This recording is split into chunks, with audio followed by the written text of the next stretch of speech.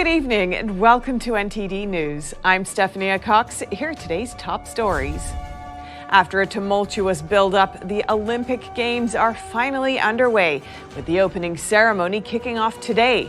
But it's not all smooth sailing from here. Some teams didn't follow virus safety measures, and residents protest outside of the stadium, fearing the games could spread the virus. Boaters take to the sea near Cuban territory in support of protesters who demand freedom. They've got fireworks and flares to get the message across. And at the southern border, illegal immigrants in Texas are now getting arrested for trespassing. Authorities expect the number of arrests to soon be as many as 200 a day. The floodwater is beginning to recede in central China, but authorities are preventing residents from gathering in the worst-hit areas and taking pictures of the scene. And President Biden gave an unusual response to a reporter's question, first during the recent town hall and again in front of the White House.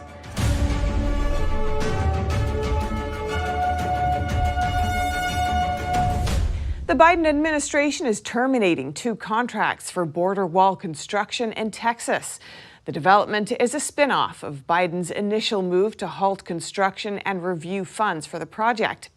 Here's NTD's Kevin Hogan with more on that and a report that shows $3 million of U.S. taxpayer money is spent daily on not building the wall. The DHS announced Friday that Customs and Border Enforcement is ending 2 border wall contracts. They're in the Laredo sector of Texas and cover about 31 miles of border. The contracts involve DHS funds from fiscal year 2020, and the construction had not yet begun. In June, the OMB said $2 billion of military spending that Trump had set aside to build the wall would be returned. Biden's budget for 2022 included over $1 billion of border-related expenses, but that doesn't include any extra money for the wall. What's more, a Senate subcommittee report shows that Biden's efforts to suspend or terminate wall construction have cost U.S. taxpayers about $2 billion, and it says that amount is increasing by at least $3 million per day. The committee is led by Oklahoma Republican Senator James Lankford. His committee's report says the Biden administration has wasted 20% of the $10 billion allocated to construction under former President Trump. Lankford says the waste of taxpayer money threatens military readiness and national security. The White House did not immediately respond to a request for comment. However, in June, DHS Secretary Mayorkas said the department is, quote, studying border wall construction. Kevin Hogan, NTD News. Illegal immigrants are starting to get arrested in Texas for trespassing, and the Lone Star State is working to make sure there's enough prison cells. NTD's Allison Lee brings us more. Texas Governor Greg Abbott announced on Twitter Wednesday that his state has begun arresting illegal immigrants who are trespassing in Texas or vandalizing property and fences. That's part of the border security plan he laid out in June. Authorities said Thursday that so far at least 10 people have been jailed on trespassing charges, all of them single adult men. Texas converted what used to be an empty state prison in Dilley-Frio County.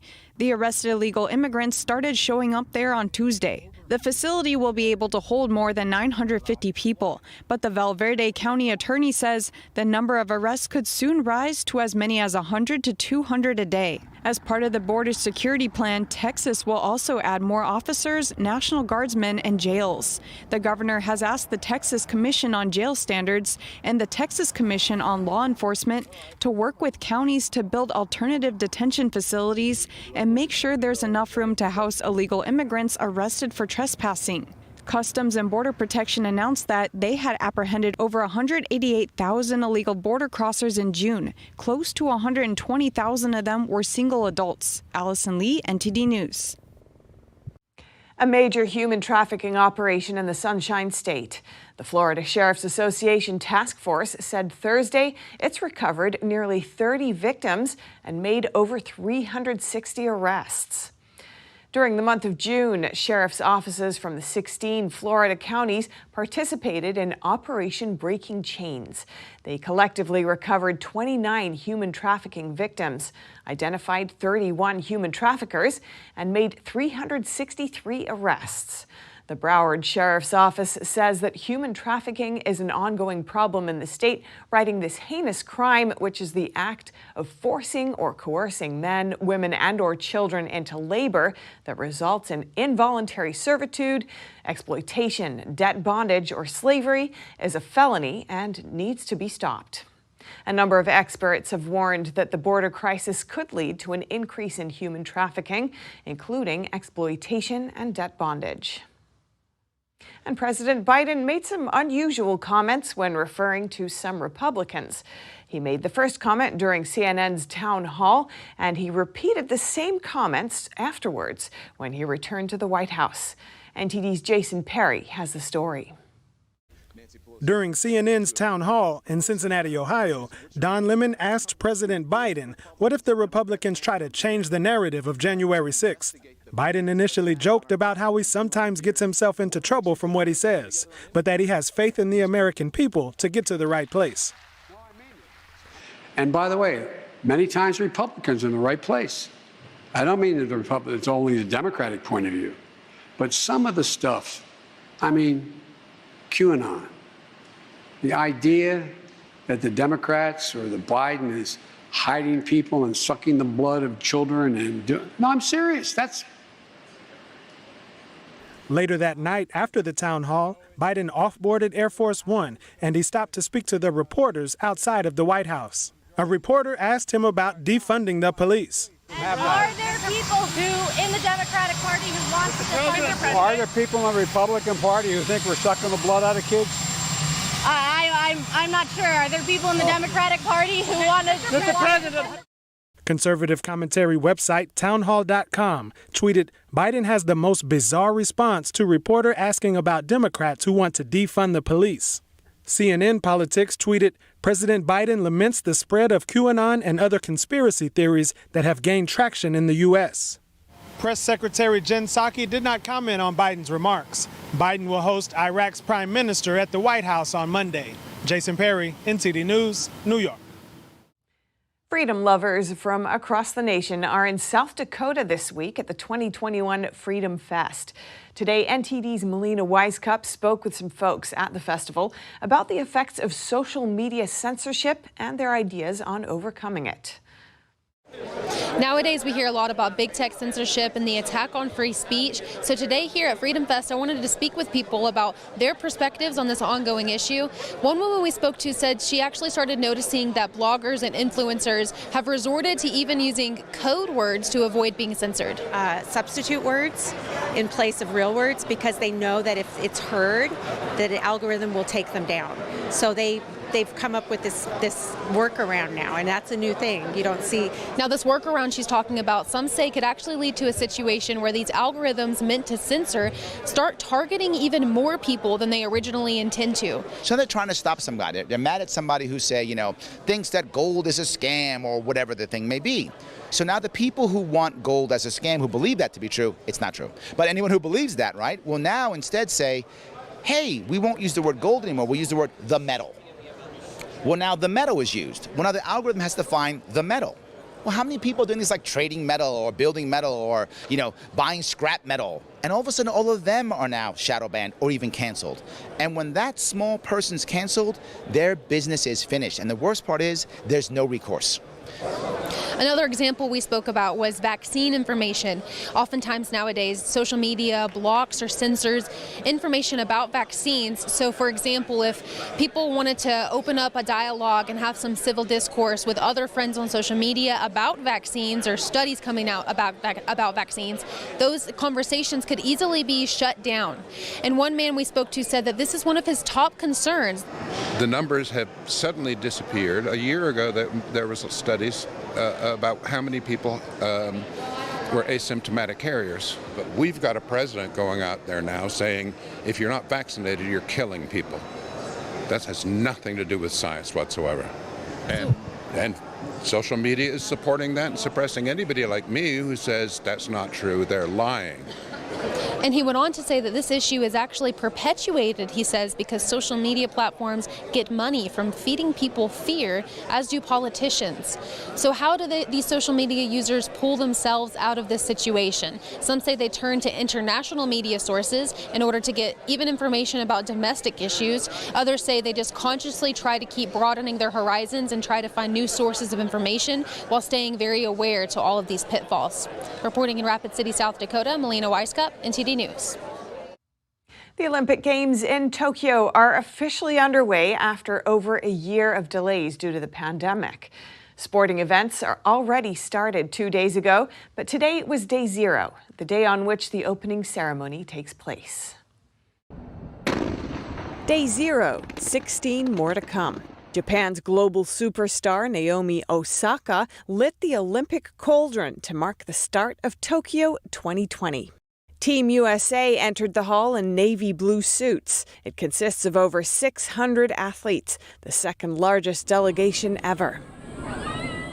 Under normal circumstances, the ceremony would be full of VIPs and stars, but this year it was kept low-key with fewer than 1,000 people in attendance, strict social distancing rules, and signs calling on spectators to be quiet around the venue.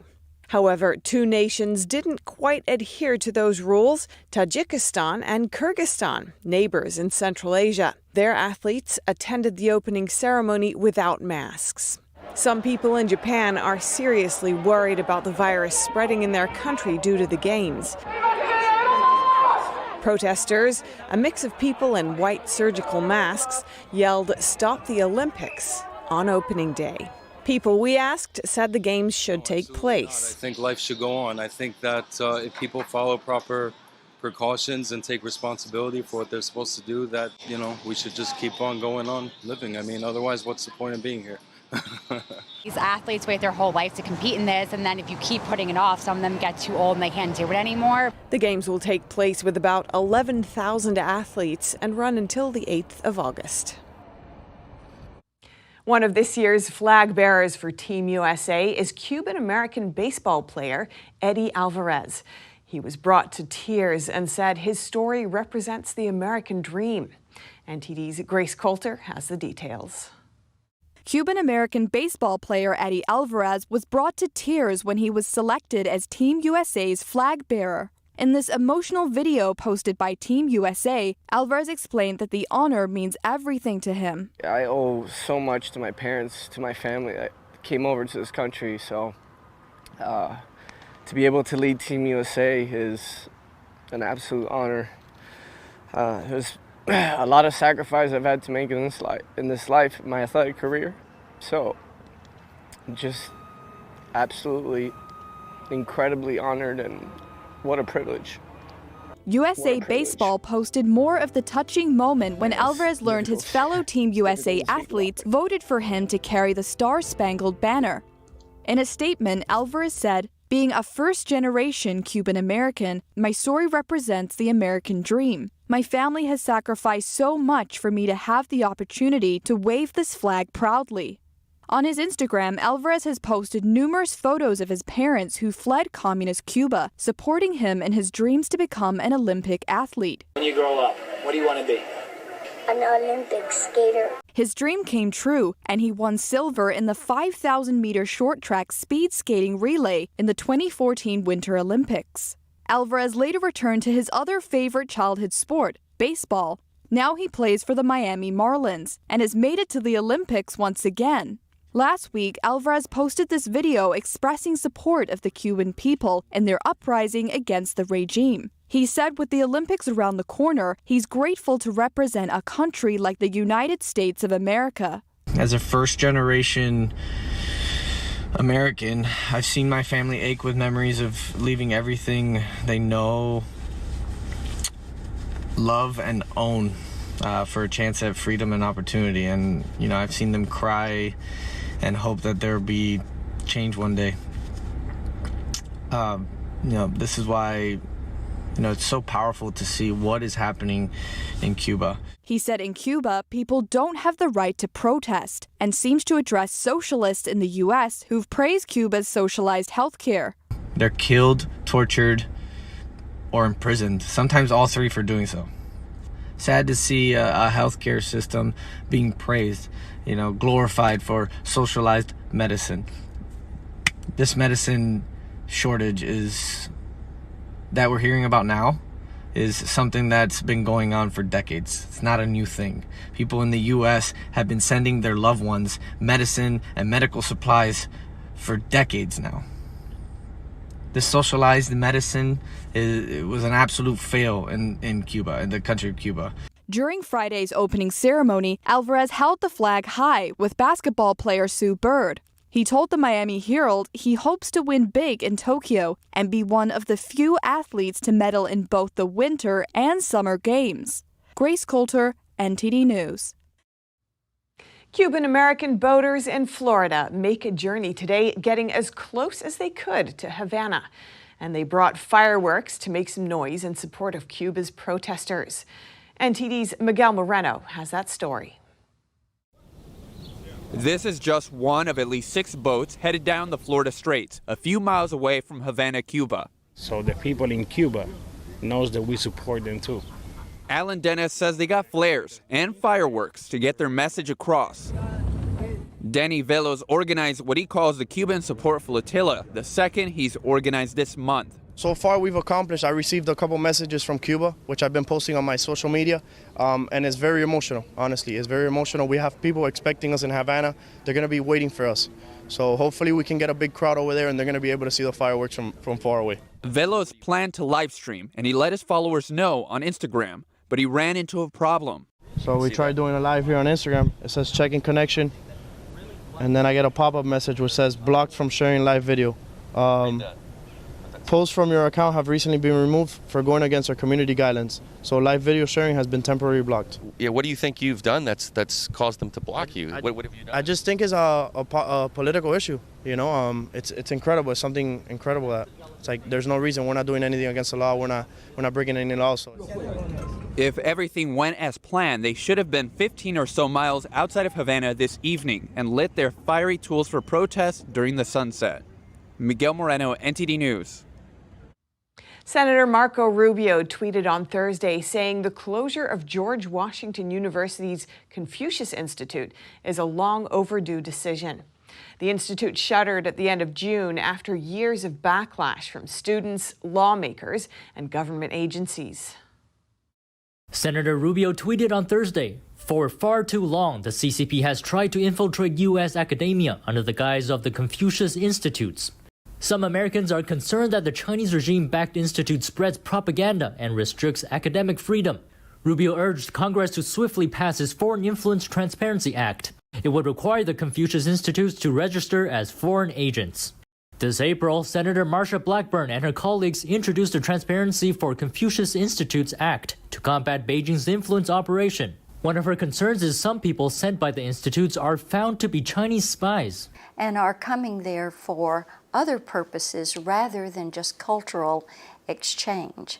Some students at George Washington University look forward to the closure of the institute. We can finally have conversations in classrooms and on our campus without any threat or intimidation from CIs about issues like Hong Kong, the Uyghur genocide in Xinjiang.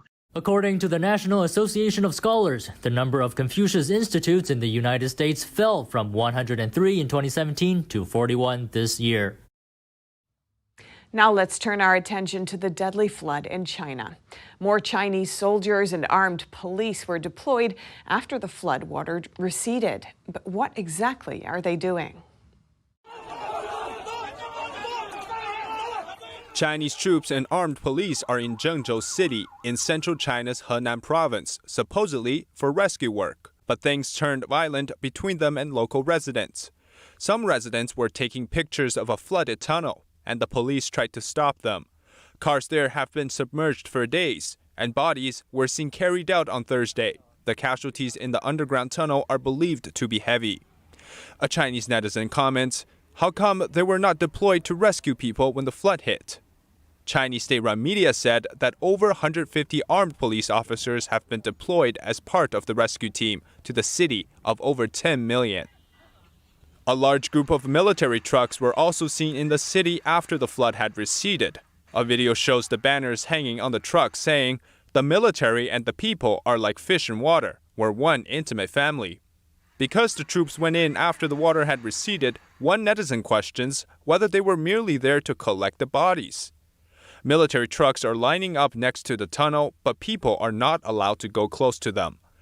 Local authorities also hang a huge banner close to the entrance of the tunnel saying, "Everything you say or do represents the image of Zhengzhou. Please do not gather here." The police are also seen lining up alongside the highway next to the entrance of the tunnel, watching the passing vehicles. They're there to stop onlookers. Due to the strict control measures, some question if authorities are covering up the actual death toll. Coming up, gunshots in downtown D.C. last night. This is the third shooting incident to make national headlines in the past week. And flying from New York City to Boston is getting a whole lot faster. A company says they can cut down travel time by half. Planes taking off directly from Manhattan without an airport. Find out more here on NTD News.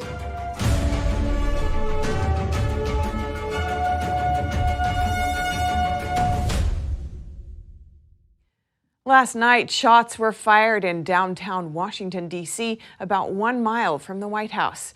This is D.C.'s third shooting incident to make national headlines in the past week. D.C. Police Chief said that's because the justice system is not holding people accountable. NTD's Lin has the story. Last night in the nation's capital, outside a downtown restaurant where just 2 months ago President Biden had dined, 2 men were shot. Shocked diners fled from the restaurant. The police are still investigating. They're offering up to $10,000 as a reward to anyone who has related information. Both men were reported to be conscious. This is D.C.'s third headline shooting in the last week. Last Friday, a 6-year-old girl was shot dead while riding her scooter, and 5 adults were wounded. And a day later, a Nationals game was evacuated because of a shooting outside the stadium. To tackle shootings across the country, the Biden administration just announced a new move Thursday. Strike forces will be deployed to 5 major U.S. cities, including Washington, D.C. Part of this effort is to go after illegal guns. While D.C. Police Chief Conti said the real reason is that the justice system is not working. We're going to do what we do. We're going to arrest people. We're going to lock them up. And what I'm asking is that the system, the ecosystem, our justice system, does its part in terms of making sure that these folks are held accountable. He said people arrested by the police could be back on the streets within 3 weeks because courts are not open. And the one thing I know about this city is if you don't hold people accountable for the things that they do, people will continue to engage in bad behavior. We're not holding people accountable. D.C. police have reported more than 100 homicides this year, while 2020 broke a 16-year record with 198 homicides. Lin, NTD News.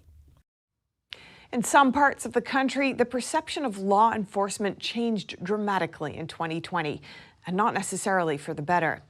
But the actual role of police to serve and protect hasn't changed.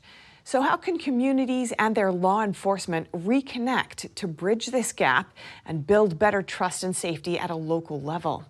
NTD's Kay Rubacek has that story.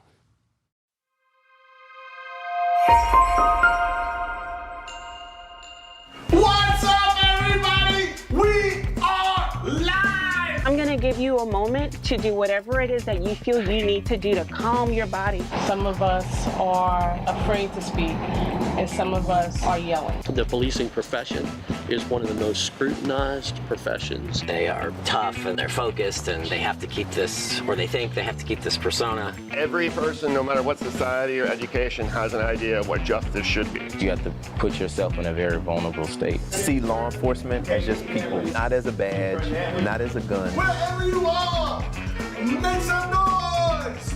Oh, that feels good. One more time. Oh, yeah.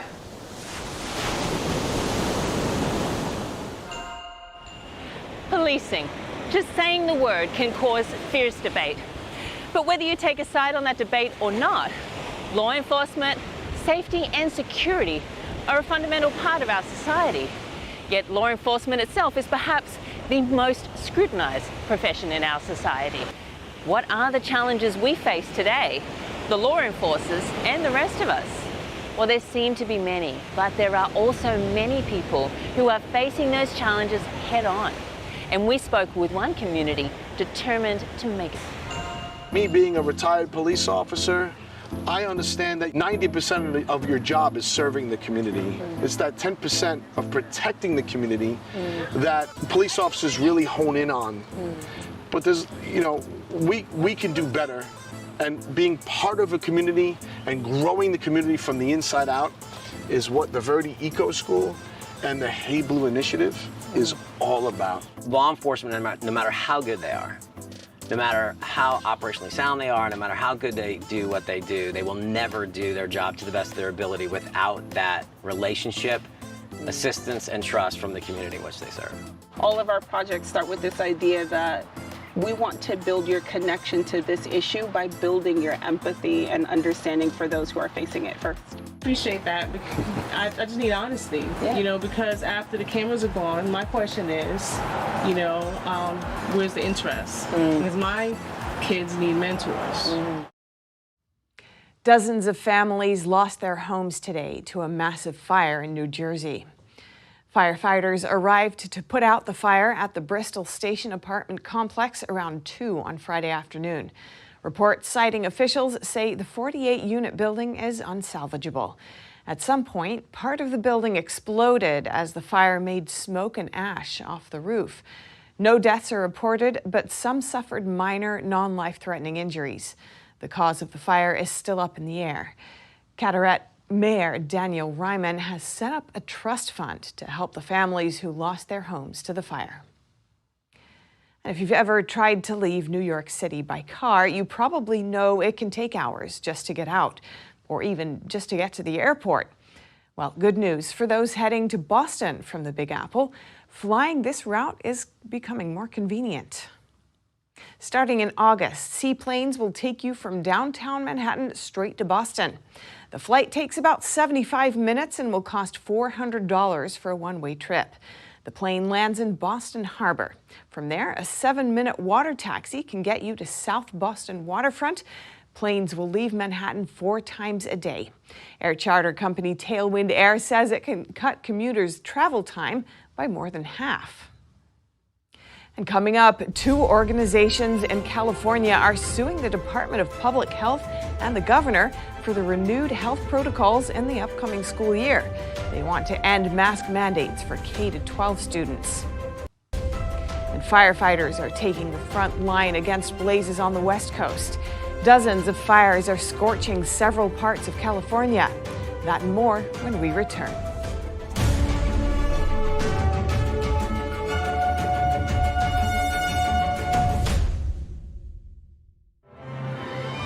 The wait is finally over. Shen Yun returns to the stage with an all-new production filled with beauty, majesty, and a powerful message of hope. Discover the lost culture of ancient China.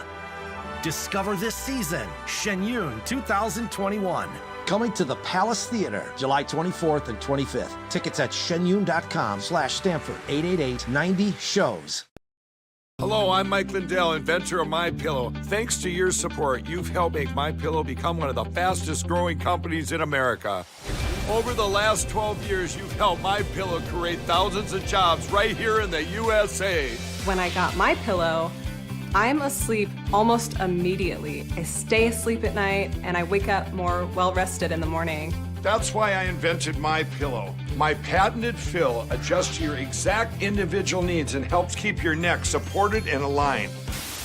I'm interrupting this commercial right now. Retailers have canceled MyPillow, and to thank you for your support, I'm gonna pass the savings directly on to you. For example, you get my 6-piece towel sets, regular $109.99, now only $44.98, or MyPillow dog beds for as low as $19.99 with your promo code. For the best night's sleep in the whole wide world, visit MyPillow.com.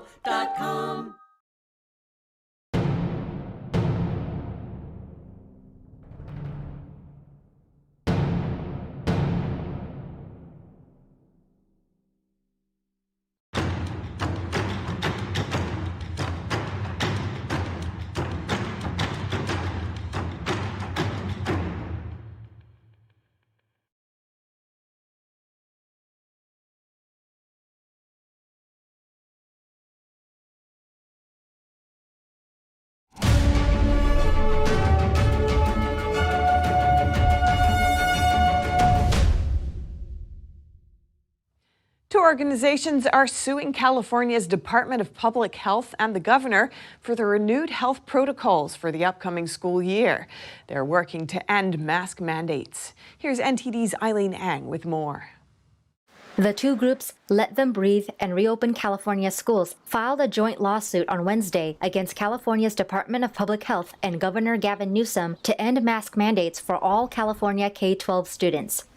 So what we're really focused on is hey, these harm kids. These protocols keep them out of the classroom. These protocols inhibit their ability to learn. And so without providing really any benefit, or at least the state has no data on that. And so that's the main contention of our lawsuit. On June 24th, the Department of Public Health announced a new guidance for the use of face coverings. Fully vaccinated individuals are not required to wear masks, but they are required for indoor settings like public transit and K-12 schools. But one lawyer argues it's not legal because California is no longer in a state of emergency. We're also, of course, alleging that, these restrictions violate the, California Constitution, which guarantees our children the right to an education that's, an in-person classroom education. And also that it violates the Equal Protection Clause because our children and the adults are being treated differently. The groups are also asking a judge to stop both quarantining healthy children and routine asymptomatic testing. I had a high schooler who actually stopped going to school for several months because he couldn't handle the masking himself or seeing other people in masks. McKeeman said they sent a legal demand letter to the Department of Public Health, as well as held marches, but they were still not offered mask choice, so they filed a lawsuit. It's really sad that we're at this point, that we have to do this, but at the same time, government is not meant to parent, we are, and we've got to do what's best for our kids. In a video posted by David Harris Jr., McKeeman can be seen urging kids to speak up at a school board meeting. How do you feel about masks? We can't breathe and it feels worse. Zackerson responded to arguments about why kids can't simply wear masks. We have a vaccine widely available that has been shown to reduce hospitalizations and death. And so that's available to you. Masking our kids doesn't make you any safer, especially after what our kids have gone through this past year, and they deserve some normalcy. They hope to get a hearing in the coming weeks to put a restraining order before the school year starts. The groups filed a similar lawsuit in March when they successfully sued the Department of Public Health and Newsom for the protocols in schools. Eileen Ang, NTD News, California. Dozens of fires are burning in California, causing road closures and residents to evacuate in multiple counties. Thousands of fire personnel are responding to the blazes. One of the fires in Northern California crossed into Nevada this week. NTD's David Lamb reports.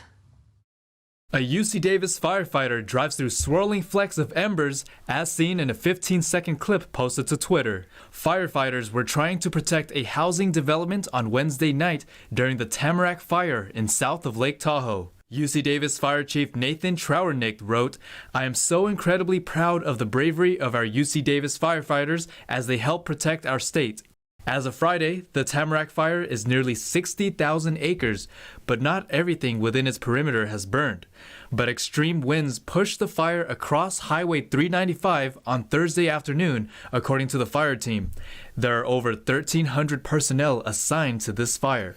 Once again, we are staffing this fire 24 hours a day, so we have a full night operations, a night shift. That'll be focused in all the high priority areas as well along Highway 395. According to the fire incident system, the Tamarack fire started from a lightning strike on 4th of July. It is 4% contained as of Friday and expected to be fully contained by August 31st. Another fire in Northern California, the Dixie fire, is over 140,000 acres. Up here on the left shoulder, we had increased fire behavior with short-range spotting. We continue to make plans now onto Humboldt. CAL FIRE indicates that the Dixie fire destroyed 8 structures. It's 18% contained and expected to be contained at the end of July. David Lamb, NTD News, California. And lawmakers met with environmental activists today to discuss climate change. They say the latest changes in the weather are a crisis. NTD's Jason Perry brings us an exclusive interview with the founder of Truth and Energy and Climate. Several government officials met on Thursday saying extreme weather demands climate action. Each senator, congressman, and climate activist shared their personal stories of encounters of extreme weather, such as wildfires, floods, and rising temperatures. That day, my father-in-law was in his house when the tornado ripped his roof right off his home. And my biggest fear is the prospect that this year in the West, we will have multiple big fires all across the West at exactly the same time. We had the 3 largest wildfires in our state's history, all in the same year. And snow, or the fires were still going on when the snow fell. That's never happened before in anybody's memory. Founder of Truth in Energy and Climate, Frank Lassay, says the current wildfires don't point to climate change. Well, first off, wildfires have been around forever, and they're a natural course of events. When trees die and underbrush dies, it's fuel for fires. We've seen them, and they happen around the world all the time. And in fact, right now, according to Michael Schellenberger, who's a really environmentalist guy and a factual person, worldwide fire burned acreage is down about 25%. I asked him what was his take on the melting ice caps. Where are the fact checkers when you need them? Where are the fact checkers? Because a peer-reviewed study, Antarctica has not warmed in 70 years.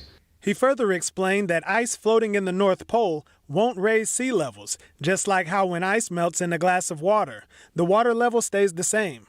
And the Greenland glacier is actually growing, even while shedding icebergs. And actually, floating icebergs are fertilizers of the ocean. Because all that snow has a little bit of minerals and a little bit of things that the plankton like to eat. Senator Tina Smith expressed hopes of going to zero emissions to curb climate change. But Lassay is concerned about the implications of that policy. And they're drumming up support to pass what they want to do as clean energy standards. What that really means is let's close down the coal-fired power plants in America and replace them with wind and solar energy. And what we will see from that is, number one, electric prices will, as Barack Obama said when he was running for office so long ago, they will skyrocket. Our electric rates will go up and up. Germany has been trying this, and they have the second highest electric rates in Europe, and Denmark has the highest, and they're both the most green energy. Frank Lassay recommends everyone to take the 5-question climate quiz at truthinenergyandclimate.com to learn more. Jason Perry, NTD News.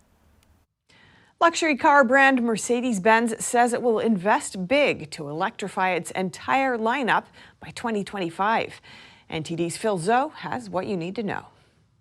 Mercedes-Benz is planning to go all electric by the end of this decade. What does that mean for you? By 2025, car lovers can buy an electric alternative for every single model the company makes. I think they're great, that they're the future.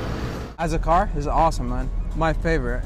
I think Mercedes-Benz is a really good brand, a symbol of good quality German car. I think it's really good. I really like the car. I'm a fan. The automaker is launching 3 new electric car platforms, one for each of its main categories, including passenger cars, vans, and high-performance vehicles. Bro, that's like the best thing they ever done. I love that because it's better for the environment. NTD News spoke to a car enthusiast. His favorite Mercedes is the AMG E63, and he's looking forward to the electric version. The new electric car they came up with is amazing. Design-wise, inside, outside, interior, exterior, everything is great. Mercedes plans to invest $47 billion into electric vehicles in the next 10 years. The carmaker is building 8 new battery factories, 1 in the US, 3 in Europe, and 4 in Asia. But it's not going to be easy. Mercedes has some tough competition. Besides industry leader Tesla, Volkswagen is expecting half of all car sales to be electric vehicles by 2030. Phil Zoe, NTD News, New York. Coming up, floods in central China are collapsing river embankments and completely submerging nearby areas. That and more here on NTD News.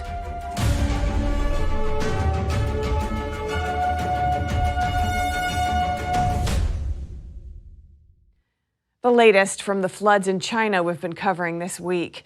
River embankments are collapsing amid the floods, and river water is pouring into cities and villages nearby. Some areas are even completely submerged. NTD's Don Ma has more.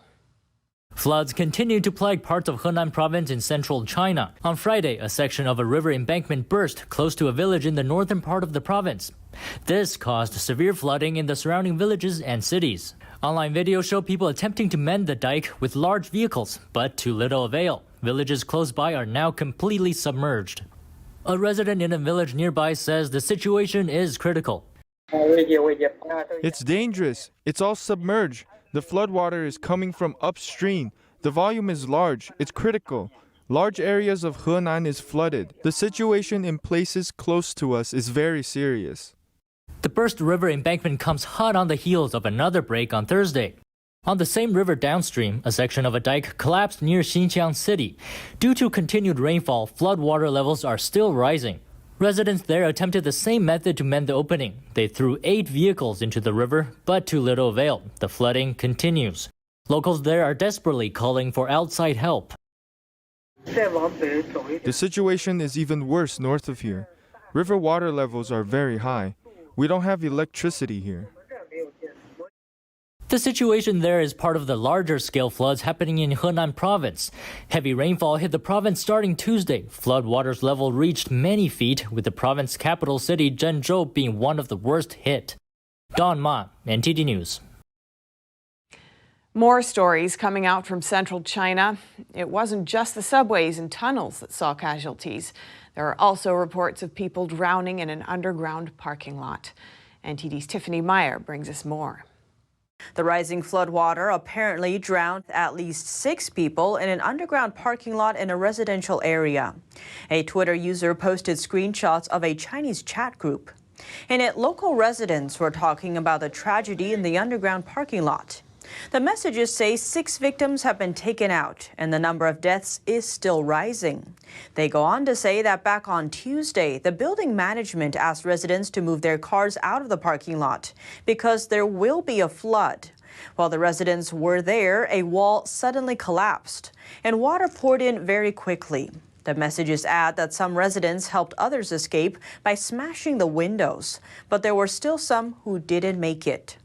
Some users also posted pictures on the Chinese chat group. They show the underground parking lot one night after the flood. Residents also say that the building management told them not to discuss what had happened. Coming up, fake health passes are a new trend in France since the government started requiring the pass to access most public spaces. And a Korean artisan shares her passion for the ancient art of traditional Korean embroidery. Find out more in just a moment here on NTD News.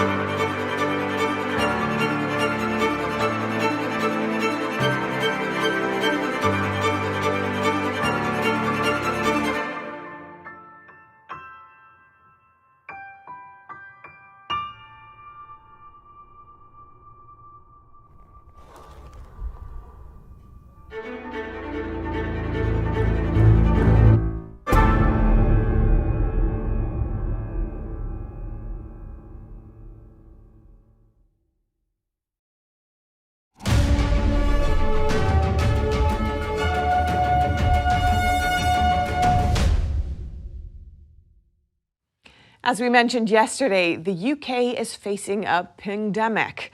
Its virus track and trace app is telling people to self-isolate if there's a chance they came into contact with the virus. But how accurate is the technology really? NTD's Patrick Hayden reports. The UK's virus track and trace app was downloaded more than 160,000 times last week. That's according to analytics firm App Annie. Adoption is increasing, but there are massive amounts of isolation triggers now happening as cases skyrocket. This is like a mass social experiment that we've never really done before. Once receiving an isolation alert, you're supposed to isolate for 10 days. One specialist who has created this type of technology and worked for the government on data security projects says the technology is in its early stages and it needs to be developed and improved. Software systems and technology for mass consumer adoption like this is still, in my view, 25 years into the industry doing this, fairly nascent, and there are a lot of issues around acceptance on a mass scale. The app detects infected persons by using Bluetooth distance measuring. It can't tell if you're indoors or outdoors. The algorithm can't tell whether there's a brick wall between you and your neighbour. And in modern houses, for example, those brick walls aren't necessarily very thick. And so they could potentially pick up a signal, the Bluetooth signal. For some, the issue of app adoption is a case of whether they can afford to isolate. You get a sort of tiered system where some people can use it and can use it effectively. The more wealthy in society. And this is true for many technologies, and this is particularly true for privacy. Privacy has layers of hierarchy built into its application. In a reactive response, the UK government announced Friday exemptions to the isolation pings for firms in sectors including transport, energy, local councils and digital infrastructure. They will need to apply to the government to gain the exemption. If granted, daily testing will be deployed for these workers as an alternative to self-isolation. Patrick Hayden, NTD News, London. In France, the requirement for a health pass will soon extend to many more areas. But some people who are unwilling to get vaccinated are looking for an alternative: fake health passes. NTD's correspondent David Vives has the story. Beginning July 21st, people in France cannot go to cinemas, swimming pools or museums without showing a health pass. The health pass serves as proof that a person has been fully vaccinated or has had a recent negative COVID test. A new bill will extend the use of health pass to bars, restaurants, trains and even hospitals. For this web developer, vaccination is just the way to go to live a normal life. I don't have a choice, because if I want to just walk on the street, live the bare minimum, I must be vaccinated. I didn't want to do it at first, but there are too many restrictions. But a new phenomenon is popping up in France: fake health passes for the people who don't want to get the shot for one reason or another, or take the COVID test over and over again. It can feel like a ticket to a normal life. This is the case for Josephine, a former journalist who spoke on the condition of anonymity.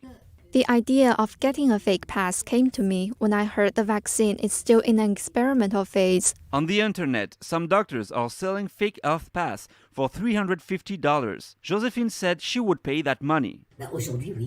Today, yes, I'm ready to pay for this fake pass. I don't want to promote it though. My daughter has been vaccinated. For me, I think there is a danger with this vaccine. Health passes can be created by doctors who register individuals on a website that keeps track of vaccination data. That person will then have a QR code. Last week, a drugstore employee was arrested with 46 fake health passes. She was selling them for $300 each on Snapchat. Another woman was arrested today in Grenoble for doing the same thing. The French government wants to crack down on fake health pass sellers with an $88,000 fine and 5 years of prison. David Vives, NTD News, Paris. Wheat farmers in northern France scrambled to harvest their crops on Thursday before storms forecast for the weekend. These French farmers had only a 2-day window to harvest, knowing that rain and humidity can damage wheat. Despite the urgency to harvest before the rain, one retired farmer who has now passed his business on to his son says 2021 has been a good year for wheat farmers. 2020 was already a great year, quality-wise, and I think I won't be disappointed, given my son's work. I think, but I'd wait a bit more. We are set to have a good year. Weather alerts were issued for storms Friday in parts of northwest and central France. Forecasts predict lightning, heavy rain, and strong winds.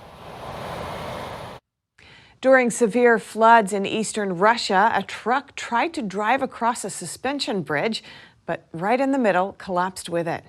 Eyewitness video captured the dramatic moment on Friday. The bridge, mainly made out of wood, was in a village nearly 3,000 miles from Moscow. As the truck reached the middle of the bridge, it started failing under the load, eventually falling into the swollen river along with the vehicle. The driver survived, but the truck was not recovered. Flooding also damaged a bridge on Russia's Trans-Siberian Railway, suspending traffic in the area. And a Greek island famous for building wooden boats saw ancient skills passed down from generation to generation. But now it is feared the craft is dying out. NTD's Eddie Aitken has the story. The Greek island of Samos was once a major production center for traditional wooden boats. But the art of designing these vessels and building them entirely by hand is under threat. Wooden boats are less popular as plastic and fiberglass ones are cheaper to maintain. Young people don't want to work on boat building because it's heavy work. Although it's an art, but it's also heavy work. It's tough work. It's manual labor. That's tiring. Wooden boats are an integral part of the Greek landscape, adorning tourist brochures, postcards, and countless holiday snaps. Each plank of wood has been felled, trimmed, and shaped by one man alone, hauled and nailed into place using techniques handed down through generations from father to son. It's important to have someone experienced because if you make one mistake, especially in the first stages of building the boat might end up being, well, more of a basin than a boat. A few decades ago, numerous boatyards dotted the island. They provided a major source of employment and sustained entire communities. Now there are only 4 left. One restored vintage wooden boat is heading back into the water. This boat for me is my sweet delight. It gives me life. Believe me, even with my health issues, I continue to fight day and night to accomplish this project, which I believe bears beauty. Let's say, how can this thing be compared with a plastic one? There's no comparison. No comparison. For years, the European Union has subsidized the physical destruction of these vessels to reduce the country's fishing fleet. The practice has seen thousands of traditional fishing boats smashed by bulldozers. Eddie Aitken, NTD News. Traditional embroidery has a long and rich history in Korea and is still practiced today. According to one embroiderer, the key to this craft is patience and the wish to pass on an ancient art. With the rhythmic piercing of the needle, flowers blossom on silk. Under the skillful hands of Yun Chang-sung, magical transformations from thread to artwork have been taking place every day for almost half a century. This is long and short stitch. When the color needs to be changed, the long and short stitch is often used. It is representative embroidery technique that fills the surface. Traditional Korean embroidery called chasu is said to have a history of more than 2,000 years. During the Joseon dynasty in the 14th to early 20th century, embroidery played a big role in Korean people's everyday life and was considered an essential skill for women. Because it has ears, it is called an ear pouch. This is round, called a round pouch. Our country's traditional clothes do not have pockets, so beautiful embroidery is done on pouches for people to use as decorations or hold valuable items. Besides household items, embroidery was also done on robes of Korean monarchs and officials to symbolize status, and displayed as artwork for blessing and decoration. In a recent exhibition in Seoul of works by Yun Chang-suk, some were replications of ancient items while others were original works. Each piece can take up to months to complete. Have patience. It won't do to not have patience. Even if you have the heart to do it, without patience, it would be a very difficult craft. Traditional embroidery is Korea's important intangible cultural asset number 80. Yun Chang-suk is the designated successor to the current title holder of this protected craft. We must protect our traditions. Such a beautiful part of our traditional culture should be appreciated by more people. Yoon Chun-suk says she is now working hard to train younger embroiderers, making sure that the ancient art can be passed down to future generations. And that's all for today's news. Thanks for tuning in. I'm Stephanie Cox.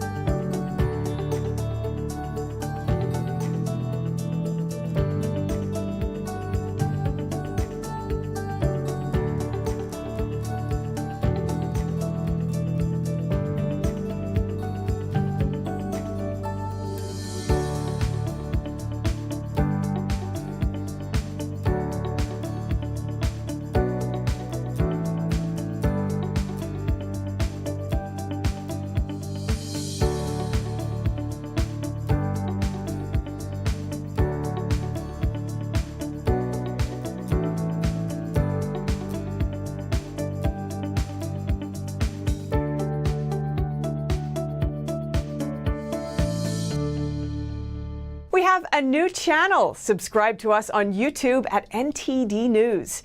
Get the highlights of our news broadcast and the most important headlines that we curate especially for you. Don't let YouTube decide what information you get. That's your choice. YouTube is deleting our videos and cuts you off from a source of honest reporting.